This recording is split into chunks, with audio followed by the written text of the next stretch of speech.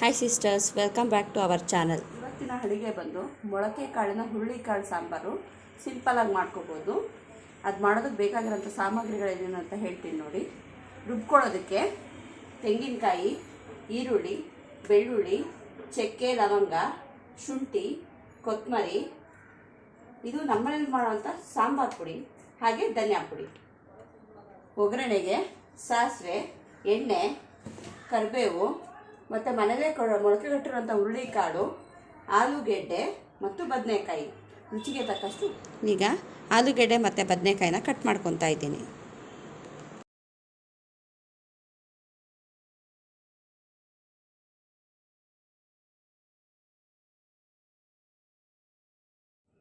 ನೋಡಿ, ಕುಕ್ಕರ್ನ ಬಿಸಿಗಿಟ್ಟು ಒಗ್ಗರಣೆಗೆ ಎಷ್ಟು ಬೇಕೋ ಅಷ್ಟು ಎಣ್ಣೆನ ಹಾಕ್ಕೊಂಡಿದ್ದೀನಿ. ಇದೊಂದು 3 ಟೇಬಲ್ ಸ್ಪೂನ್ ಆಗೋಷ್ಟು ಎಣ್ಣೆನ ಹಾಕ್ಕೊಂಡಿದ್ದೀನಿ. ಈಗ ಸಾಸಿವೆ,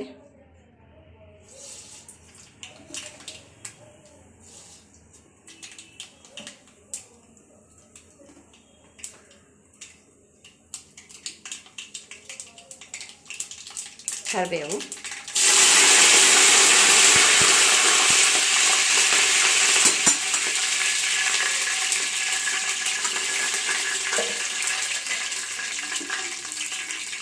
ಹುರುಳಿಕಾಳು,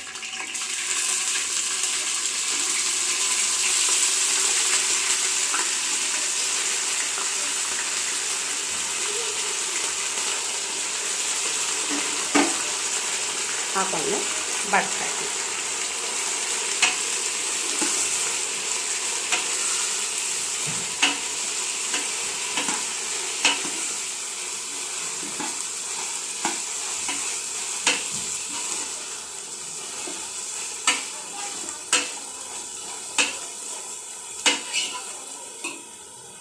ಈಗ ಕಟ್ ಮಾಡ್ಕೊಂಡಿರೋ ಆಲೂಗೆಡ್ಡೆ ಮತ್ತು ಬದನೆಕಾಯಿನ ಹಾಕ್ತಾಯಿದ್ದೀನಿ.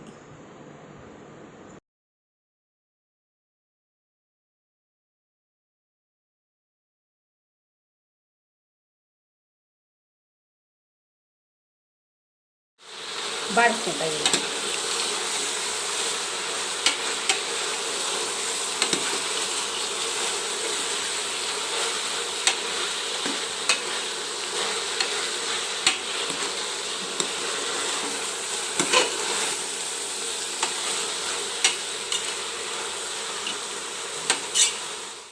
ಇದನ್ನು ಬಾಡಿಸ್ಕೊಂಡು ಆದಮೇಲೆ ನಾವು ರುಬ್ಬಿಟ್ಕೊಂಡಿರೋಂಥ ಮಸಾಲೆನ ಇದಕ್ಕೆ ಸೇರಿಸ್ಕೋಬೇಕಾಗುತ್ತೆ.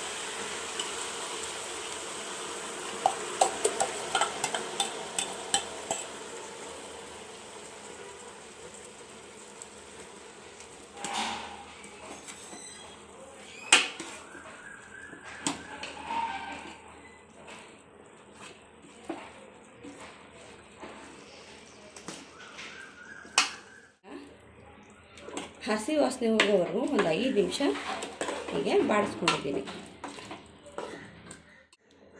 ನಿಮಗೆ ಎಷ್ಟು ಗಟ್ಟಿ ಬೇಕೋ ಅಷ್ಟು ನೀರನ್ನು ಹಾಕ್ಕೋಬೇಕು. ನೋಡ್ಕೊಳ್ಳಿ.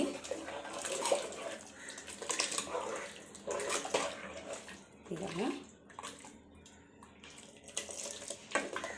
ತುಂಬ ಗಟ್ಟಿಗೆ ಮಾಡಿಕೊಂಡ್ರೆ ನಿಮಗೆ ಚಪಾತಿಗೆ, ದೋಸೆಗೆ, ಮುದ್ದೆಗೆಲ್ಲ ತುಂಬ ಚೆನ್ನಾಗಿರುತ್ತೆ.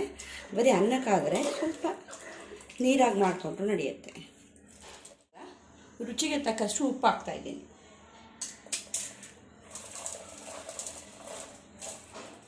ಉಪ್ಪು ಹಾಕಾಗಿದೆ. ಒಂದು ಮಿಕ್ಸ್ ಮಾಡೋಣ.